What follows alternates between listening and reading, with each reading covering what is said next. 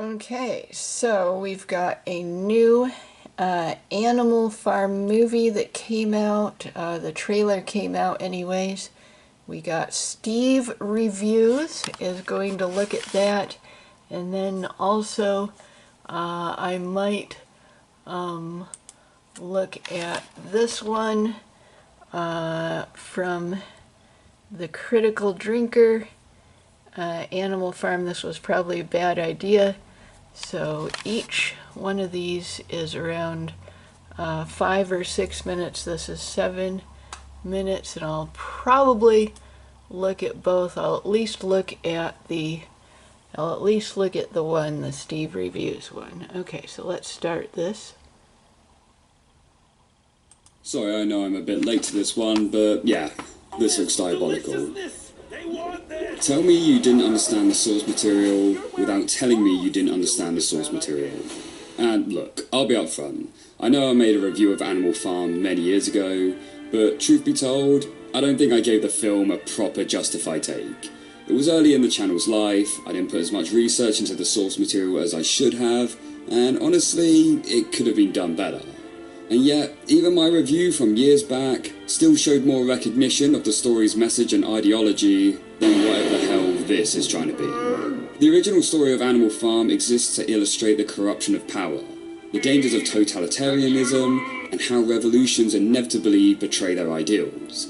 It's a direct allegory for the Russian Revolution and Stalinism, showing how leaders, i.e. the pigs, manipulate language, propaganda, and fear to oppress the masses.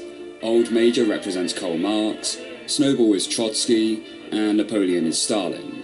This latest version, going from what the trailer is showing, doesn't appear to capture any of that original message whatsoever. Yeah, see, that's what I've been hearing about this this new movie.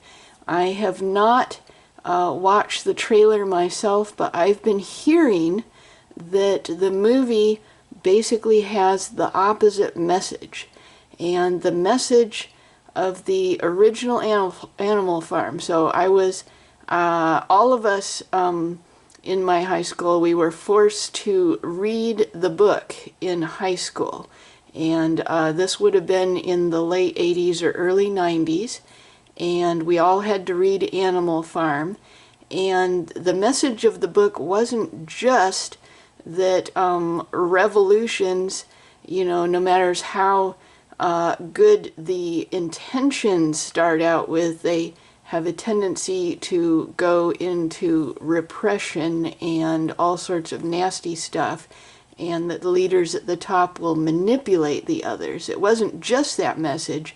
It was also specifically anti-communist. It was like, this is a type of revolution that it sounds like it'll work. It sounds like it'll be good for the average person, but in practice, it doesn't actually work.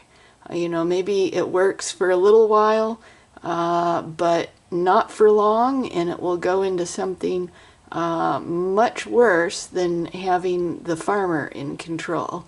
And, the farmer represents the old monarchies. So replacing monarchy with communism is not good, or actually replacing anything with communism is not good. And as 80s kids, we really got that message drilled into us a lot. It was not just horrific stories that would come out of Soviet Russia about all the shenanigans that they would do, including to their own people. It was also that, there were tons of action movies where the Soviets were the bad guys, and the stakes were nuclear war. That was always lurking, the possibility of nuclear war. So this was a big thing, and our school education was not completely against communist type of ideas. There's, the milder version of communism that you call socialism, It was actually a little bit pro that, because we also had, Upton Sinclair's book, The Jungle, which was definitely anti-capitalist, or at least anti-completely unregulated capitalism. It's like capitalism destroys everything unless it has some guardrails. And the lesson of the book, The Jungle, was that socialism could be those guardrails, although people didn't really take that away from it. Mostly what they took away from it was that meatpacking plants needed to adhere to some minimum health standards. But let's look some more at this review here from Steve Reviews.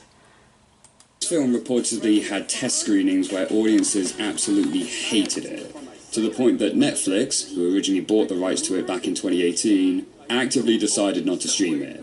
Yes, Netflix. The same platform that greenlit a film about a horny dog getting his balls removed, the same platform that greenlit this abomination, drew their line in the sand and said no to Animal Farm. That alone speaks volumes. So the rights have now been sold over. Oh wow, that really does speak volumes, It's, if Netflix thinks that it won't connect with an audience, or, maybe it will connect with one of the tiny audiences that Netflix seems to be satisfied with in some cases, but that it will create reputational harm, that seems to be, if it's not even good enough for Netflix, wow. That I had not heard that, so that's a big thing to hear there. Over to Angel Studios, who released their trailer on their channel, and credit where credit's due, they actually left the comment section open. And man, is this film getting torn a new one. That's not an earthquake, that's George Orwell rolling in his grave. Oh wait, let me go back there. One of the comments caught my eye. Let's see. Oh, come on. Come on. Yeah, there, we're gonna go backwards. Okay, there we go. Okay, yeah. Yeah, this is what caught my eye here. All comments are equal, but some comments are more equal than others. Yeah, that's a redoing of one of the really nasty propaganda slogans from the books. And yeah, the communist propaganda is just awful stuff. And when I was a kid, and when I was a teenager, and even, when I was a young adult, around the turn of the millennium, the idea that communism and the American left wing should be at all joined together was like a complete anathema. There was just nothing about that statement that anyone would recognize. But now, the American left wing, the Democratic Party, is going more and more into socialism and communism, which, there's always been a little bit of socialism that it was open to, but the communism is just like, no, hard reject. But they're not hard rejecting it anymore. And I'm not sure where that's going, but it could go in an Animal Farm direction, and not this movie, but the book. Torn a new one. That's not an earthquake, that's George Orwell rolling in his grave. Animal Farm if the pigs wrote it. Making a kid-friendly version of Animal Farm is like casting Jack Black as the lead in a 9/11... Okay, yeah, you get the picture. Now, I know I said in my original review thumbnail that the 1954 film was in fact a kids' film, and people got quite upset by that. But in my defense, it was, and still is, rated U, which, let's just remind ourselves... That means it can be seen by people of all ages, and there will be nothing unsuitable for children. And aesthetically, the 1954 film does look like a kids' film. If you were a parent flicking through channels and saw some cute cartoon animals, you'd probably assume it was just a harmless Disney-style film and let your kids watch it. But Animal Farm is very clear. Oh, yeah, yeah, we did not watch the Animal Farm film in high school, but we did read the book, and the teachers and everything were very clear that this was definitely a teen book. This was not a child book. And incredibly brutal conditions. And I know some kids took the message away from it that they needed to become vegetarians. Veganism was not really hardly a thing back then. Barely even a thing, but vegetarianism was. And a lot of them took that message that maybe they should do that for a few years. But yeah, they definitely took the message away that communism is bad. Clearly not suited for children. It's an incredibly dark film, there's creepy imagery throughout, multiple characters are murdered, and the tone is relentlessly bleak as we watch the other animals suffer under Napoleon's authoritarian rule.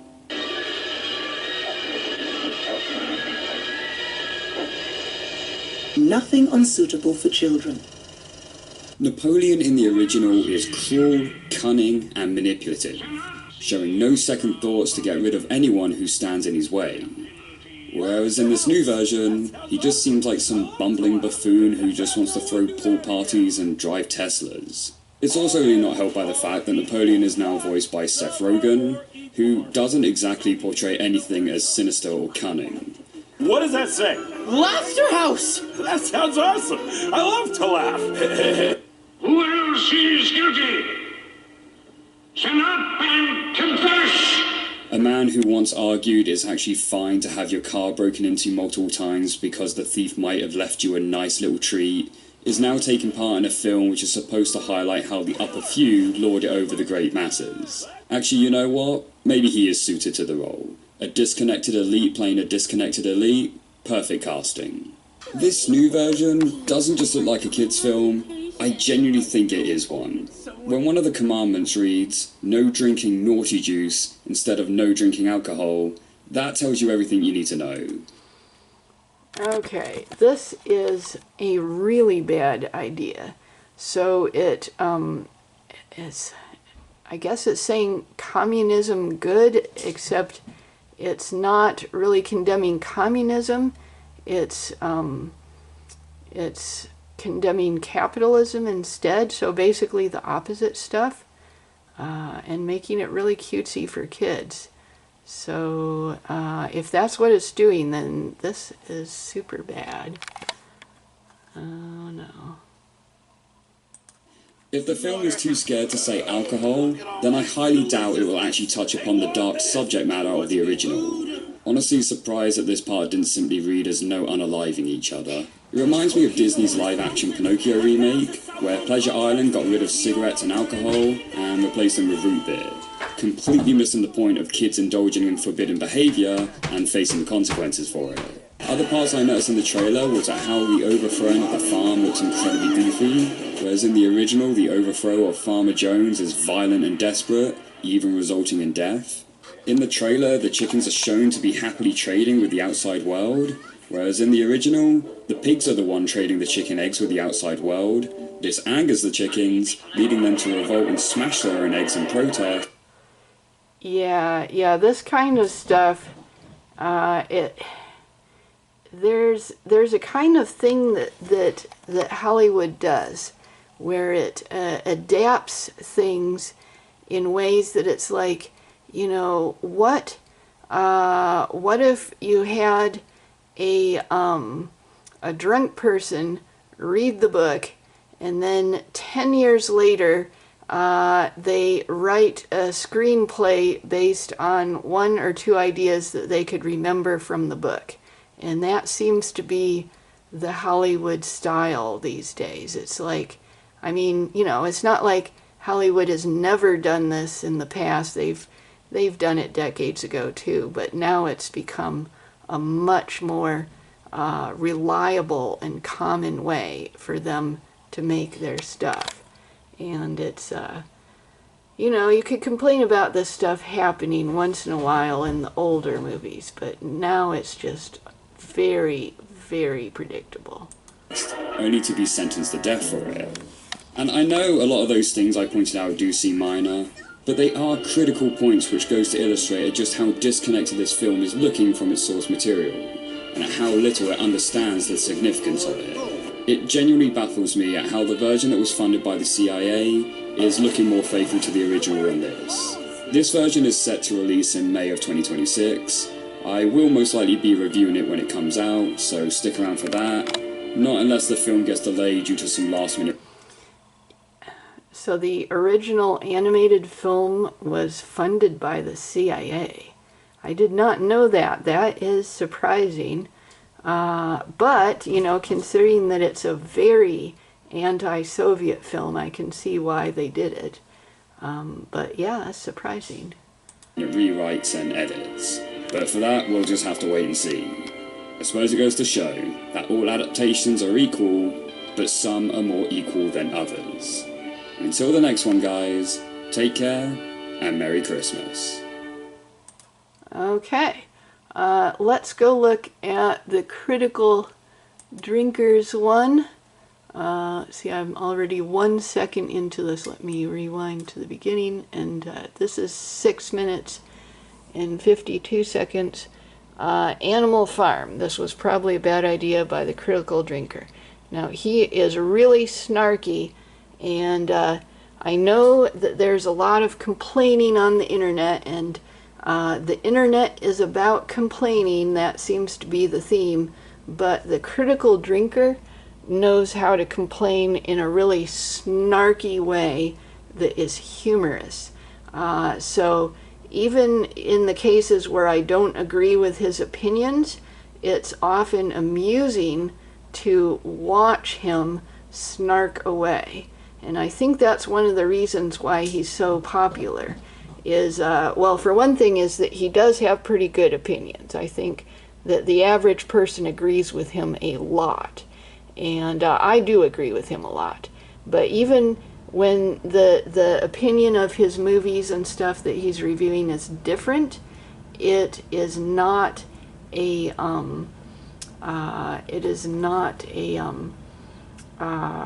it's not a problem, because he makes it so amusing. Just when I think you couldn't possibly be any dumber, you go and do something like this. I parked the car! Let's have no one do that again! Animal Farm. Let us discuss the concept of death of the author, shall we, dear viewer? Based on the 1960s essay by the French literary critic Roland Barthes, it suggests that when it comes to assessing a piece of media, the original intent and ideas of the creator are less relevant than the individual perceptions and experiences of the audience. Alright, guy. Basically, it doesn't matter what the creator of the work tried to say with it. Once it's released into the world, all that really matters is what you personally take from it. That doesn't make sense. And by golly, I do believe that Andy Serkis is pushing that concept to its limits with his very unique take on Animal Farm, which, reimagines George Orwell's satirical critique of totalitarian communism and Stalin's cult of personality as a wacky contemporary animated comedy starring Seth Rogen, where the real enemy is a tech billionaire who happens to drive a Cybertruck. Right. You know... Okay, so I guess the theme of this Animal Farm movie, this 2026 Animal Farm movie, is going to be that Elon Musk is an evil communist. You know, I have some problems with Elon Musk, and I think he's done a lot of great things as well. But a villain in an Animal Farm movie is not at all what he is or what he symbolizes. So that is not good. Okay. I can't be 100% sure with this one, but I'm pretty confident we live in the worst timeline imaginable. Look, I'm not against the concept of adapting classic stories to fit with contemporary events, as long as they stay true to the original themes and ideas. Like Apocalypse Now took Joseph Conrad's novel Heart of Darkness, which was originally set in 19th century Africa, and transplanted it into 1960s Vietnam. It worked in that case because both stories dealt with the same basic ideas: the dehumanizing and corrupting nature of power, the loss of morality when the civilization that underpins it vanishes, the dangers of imperialism and colonialism. But what happens when you specifically set out to change the very core of the story to deliver a completely different message than the one intended by the author? Well, you end up with Animal Farm, I guess. But why does it really matter? Well, it matters because Animal Farm just so happens to be one of the most iconic and widely referenced political satires ever written, a scathing critique of totalitarian communism and Stalin's cult of personality, and a pretty biting observation about human nature, our greed, our lust for power, and our willingness to compromise our moral. Yeah, this is, so Critical Drinker, even though, his name tries to imply that he's just, some drunk guy that is rambling, he has a lot of really educated and well-informed opinions about stuff. But he's able to put those opinions in a very, just a common man kind of language, and not ramble. Actually, put it very very succinctly, and really say, okay, this is the idea. I can put it in a snappy and short format, and everyone can understand it well, but it's also educated. So that's the kind of stuff he's got going on. Principles for personal gain. In short, it's not really the sort of thing that lends itself to a goofy Seth Rogen kids comedy whose main message seems to be rich people bad. Maybe you should lead by example, Seth, and donate all that money you've got in the bank.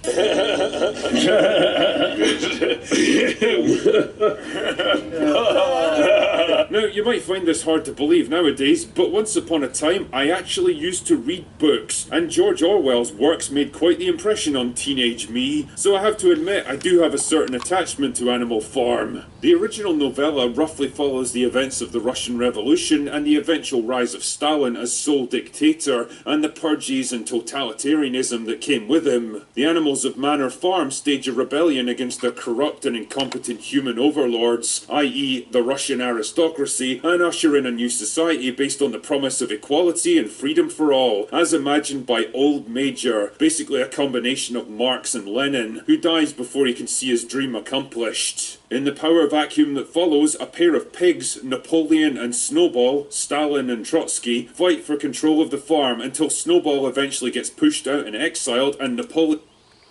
Yeah, so this is the kind of thing that, American Democrats being allied with communist and socialist ideas, especially if you take capitalism and put a little sprinkling of socialism in it, that is usually good. But if you take capitalism and put a lot of socialism in it, that is bad. And one of the things that the Russian Revolution and other communist things show us is that the intellectuals and the activists and the college students and the academics and all of those people that support the revolution, they are only in a good position as long as the revolution is still in progress. As soon as the revolution is over, it's time for authoritarian figures to fight for control.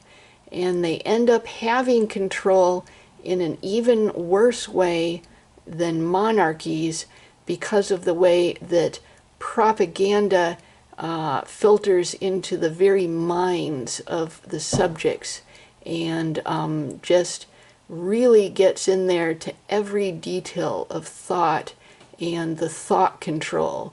It's like if people are under a king, they can be like, oh, we hate the king, and as long as we don't really talk about it in public much, the king, won't send us to the gallows.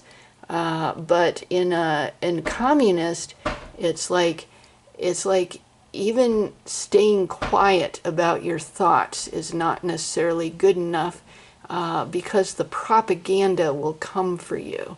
The propaganda will come and get into your thoughts, and it will try to make you think that you shouldn't criticize the leader that is not a king, because he's there to help you live a better life and to save you. So, the two situations can be like, there's a monarchy and you're a serf who works in the mud all day, and your children are on the verge of starvation, and you say to yourself, well, the king is kind of a bad guy. And you think that to yourself, and you're able to say it, as long as you're in your trusted circles. But under communist, you say, you might be a serf who's working in the mud all day and your children are on the verge of starvation, but you think to yourself, oh, the communist leader is a great leader who has saved me and is saving us. So even your thoughts are suppressed by the authoritarian propaganda. So there's different situations there where the communism is like monarchy, at least in the late stages, but it is much worse because it even comes in and suppresses your thoughts through the propaganda. Napoleon becomes the supreme leader. The more time that passes, the more his rule devolves into a dictatorship as he purges the farm of his enemies, real or imagined, and keeps the population in perpetual fear and poverty, despite assuring them that they're better off than they were before. Eventually, he and the other pigs become so human in their behaviour that they end up negotiating and trading with actual humans from other farms, walking around on two legs and hosting lavish parties while the rest of the animals watch from outside. With all their greed and their lies and their lust for power, they've become the very thing they swore to overthrow. I mean, it's not exactly subtle, but in case you still don't get it, Orwell himself straight up explained multiple times what his intent was with Animal Farm. It was a straight up critique of Stalinism and the authoritarianist dictatorships of the time, but more than that, it was a critique of the political ideals that brought them into existence in the first place. No matter how noble your intentions, and no matter how much you might promise freedom and equality, a new class of rulers and aristocrats is always going to rise up, just with different names. The cycle of revolution, corruption, and exploitation. Yeah, and this is a cycle that it's not just a communism cycle, it can also happen with capitalism, where, Bernie Sanders and, other politicians will talk about this. So if capitalism doesn't have any guardrails on it, or even sometimes when it does, basically it goes closer and closer to an imitation of, monarchy and aristocracy, because the very rich become the oligarchs, and then the oligarchs become like the new nobility, and they start changing society in ways that favor them. And so capitalism can go through this type of change too over time, where it just evolves into a close imitation of monarchy that technically isn't monarchy, but may as well be. So communism and capitalism can both change in those ways. But I think that communism is a lot more likely to do that, or at least we've got a lot more examples of it doing it in, recent history. But that's some bad stuff there. Keeps repeating because fundamentally humans are not equal and you can't force them to be. There's always going to be some arsehole who wants more money, more resources, more power, and he's willing to break, exploit, or just straight up rewrite the rules to get what he wants. It's all very interesting stuff. The obvious problem these days though is twofold. One, the satire is kind of lost because most people now don't even have a functioning understanding of what the Russian Revolution was, never mind the finer details, the timeline of events, or the major players involved. And two, the idea of a Hollywood movie that suggests there might be a few problems with this whole socialism thing is a bit like striding into the Vatican in rainbow-coloured underwear and saying, hey chaps, this whole religion thing's a bit silly, isn't it? It's clearly never going to happen, and so we end up with this thing instead, where the real villain of the piece is a thinly veiled stand-in for Elon Musk, and the corruption of the animal farm utopia doesn't come about because of personal ambition, paranoia, and the flawed nature of the human condition, but because big houses and sports cars, am I right? Am I so out of touch? No, it's the children who are wrong. And the thing I can't help but wondering is, why? Don't get me wrong, there's definitely plenty of things to criticise about modern-day crony capitalism, worker... Yeah. So instead of being, so the new Animal Farm film, instead of being a critique of communism, it looks like it is a critique of capitalism. So completely inverting the idea. And that's a betrayal of the original, and generally not a good idea to do when you're making movies.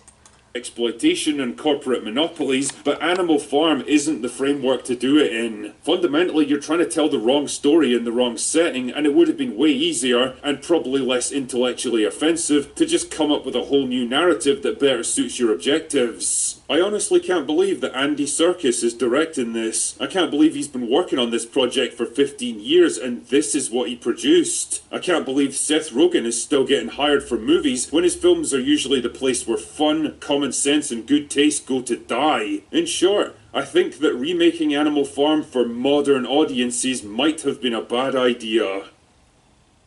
Anyway, that's all I've got for today. Go away now. Yep, well, that was 2 reactions to the trailer, and I think I'll leave it at that, 2 of those. And let's see. Yep, I think I'll just end it here.